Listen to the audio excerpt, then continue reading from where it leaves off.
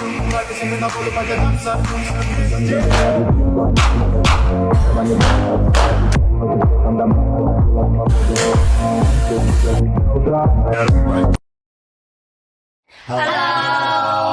嗨，大家好，我是 JJ。Hello， 大家好，我是 Kelvin。Hello， 大家好，我是大梦。Hello， 大家好，我是茵茵。Hello， 大家好，我是苏苏。好久不见啊，大家。确实好久不见。现在是4个 I 人了，是吧？我感觉气氛有点不对。老王在哪？老王也是个 I。那平常大家有看节目吧？那是自己一个人看呢，还是跟朋友，还是跟家人呢？我基本都是自己在看。我也是。我也是啊。我也是。不，关键是不敢跟别人一起看。不敢跟别人一起看，为什么？因为心里有包袱啊，万一就是很傻的一个片段，然后朋友在一起看他又不好意思说，然后呢，我又不好意思快进，就很尴尬。那朋友跟家人有没有看过你们的片段？然后他们有没有就是来找你说？我朋友昨天还在下午4点多看完跟我说，他说我好心疼洋洋啊，给我打电话跟我讲。茵茵呢？我朋友就说为什么你上镜脸那么大？Kelvin， 其实我的同事也有看这个节目，但是他们看完以后就工作的时候会跟我讲这个，所以也有点尴尬的。社死。那你呢，大梦？我也自己看的，但是我的家人有看，然后家人有鼓励我说，就是挺好的，就战胜了自己，大家都很优秀。我家人也会看，我亲戚朋友会看，然后会跟我说：“哎呀，你真老了。”尤其是我跟 Kelvin， 咱俩年纪差不多哈，所以大家就会拿我们俩比较，然后一个说：“哇，你看看人家40岁的人看着像20几岁，你一个40岁的人看像60岁。”也对我特别的触动，然后我觉得看来我真的是要调节一下我的。没有，都一样嘛。跟你开玩笑，开玩笑。开玩笑。我印象最深的应该就是 I'm fire。 对不起凯文，我又笑了一次。这个真的是印象非常的深刻。我印象比较深刻的剧情还挺多的，但是我都是看完节目之后我才会发现原来那么好笑，尤其是过山车啊、热气球啊这些，我都是跟我有关的。对。是的。我也是有很多事情都印象都很深的。我家人也有看这个节目，然后他们看到我坐过山车的时候，他也问我：“哇，其实你头发那么小的吗？”是这样的。所以我想问 Kelvin， 烧掉的头发长出来了吗？应该还好吧，但是我还是不够，我要去植发。我给你介绍。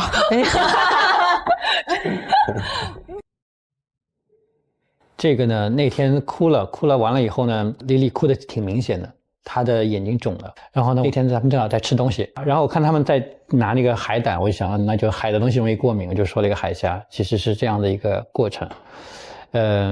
没想到说后来自己看的时候，觉得自己还挺机智的，这么短的时间里面还能想到这个东西啊。我不用工作，这是最好的，真的。我也差不多吧，我觉得小屋生活就是很平和、很平静的这种感觉。我要生活中呢，又回到战场的感觉。我应该就是会怀念阳光跟海吧，沙滩。我觉得那个是我们最起码我生活周围是没有的这个场景。欢迎再来三亚玩。对，就是自然的那个场景真的很棒。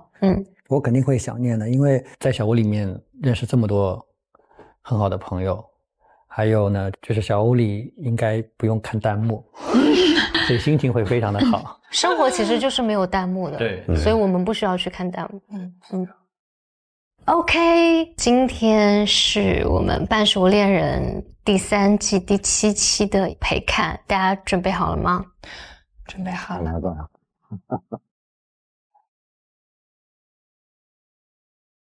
我看的是茵茵的，从我来选择马拉帕利到看他的朋友圈，就是想更多的接近他，了解他。在2017年的时候，我生了一场重病，那几年几乎都是在医院里抽血、骨穿、化疗中度过的。你这个，我没想到，我是真的心脏骤停过40多秒。我不是觉得我很幸运，我就是很幸运。我住在那个病房里面，我的身边总是会不定时的更换很多人，因为有的人就不在了。我妈妈就是很严重的，她烧伤。那年我10岁，从此以后就改变了我所有的人生。我能给你一个拥抱吗？可以。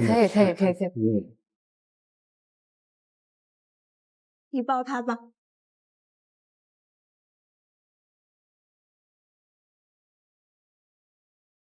会好的。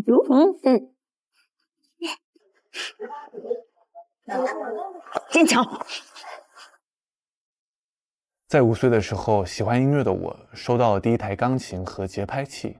那时候我以为说生活就会像节拍器下的钢琴曲变得越来越完美，直到有一天，医院突然打电话来通知了父亲的病故。我看了你的故事，在我看来，其实你某些方面跟我比较像，会比较的孤独吧。我是觉得可能经历过一些事情的人才会这个样子。我觉得看完之后，首先我会觉得有点沉重，但是同时我又觉得你们都很勇敢、很强大，你们都成长到了可以保护自己内心小孩的那种大人，就很棒。因为我是看了嘉荣跟JJ 2个人的故事，我认为就是一种缘分。我们3个人的故事都涉及到了医院跟病房，然后生离死别这种关系。然后其实这个故事对于现在的我来讲，我不认为它是个脆弱的时刻，因为这个故事在我这里，我已经把痛苦的部分已经给它扔掉了，留给我的就是个更好的自己。我一直都说，其实我们感谢的不应该是痛苦，而是走过痛苦的我们自己。因为我认为生命是有厚度的，当你去触碰生命厚度的时候，你整个人会变得非常不一样。包括我在看影片的时候，我再一次流泪的点依旧是我在说我病房那些病友走的时候的样子。对，我不会因为我自己的故事而哭，但是我一定会因为别人的这些事情而去流泪，因为我在我的心里，我觉得这些故事是会给我留下很多的很深刻的记忆。我不会觉得它痛苦，而是我会觉得，因为我记得你们，我记得生命，所以我要更好的活着。也给我自己鼓掌。大家一刚开始可能不太理解我啊，为什么你会把家庭放第一位？就是因为家对我来说太重要了，因为没有家就没有我现在的我，所以我知道家的力量有多大。尤其当一个人他在外面受了伤害，或者说他自己内心有一些脆弱的时候，家是可以一个很重要的港湾和一个滋养的场，可以让你重新再振作起来，给到你心里的力量。我父母是这么做的，我也想我也要这么做，我要把这个东西传承下去。虽然这个过程有点压抑哈，但是我觉得这个结局是好的，因为我们既然能坐在那个小屋里面，说明我们都走过那些坎了，依然渴望爱情，依然渴望生活。我觉得这种渴望就代表了一种希望，人生是要有希望的，所以我们都在为这个希望而活着。我们非常非常的渴望能够有这样一个温暖美满的爱情，所以大家要充满信心。会有的，一定会有的，一定会有的。今天又是满满正能量的一天。对，Hello，我的顾虑就是我对下一段感情的一个期许可能会除了爱情还有家庭。事业和爱情他们都需要花时间去经营。你会真的有那么多时间吗？好犀利啊！我愿意去努力尝试，我也去证明了我有这个勇气去做它。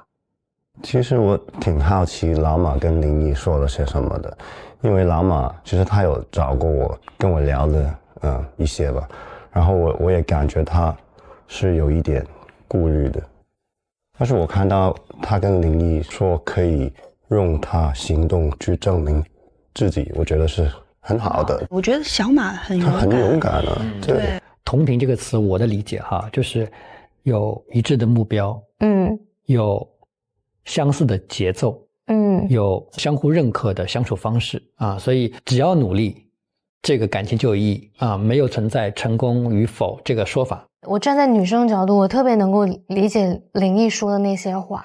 就其实我们所有的女生，包括现在的世界都在说，女生不要给自己设限，不要说啊，我到了30多岁，我就再不嫁不出去，我就真的嫁不出去或者怎么样。但其实还是会有一小部分人有顾虑，我觉得是非常正常的。女性跟男性她的生理结构就是不一样的，所以林毅的担心是非常正常的一件事情。他们两个也确实就像上面说的，处在人生不同的阶段，未来的路这个剧本本来就是由我们自己所写的。我觉得当两个人的步调一致的时候，我觉得是非常有概率成功的。就可能我和林毅的年纪，我们俩应该差不多，就很能理解。但是现在这个阶段，我就会觉得追求的就是一个比较同频的人，但不一定会说一定想要一个什么样的结果。我觉得每一步走好了，可能它最终就是会朝着一个好的方向去发展的吧。其实他们沟通是很重要的。那经历过这个冰封故事，他们说出来了，他们就能一起成长吧。对，那以后就一定会更好的。对，祝福他们吧。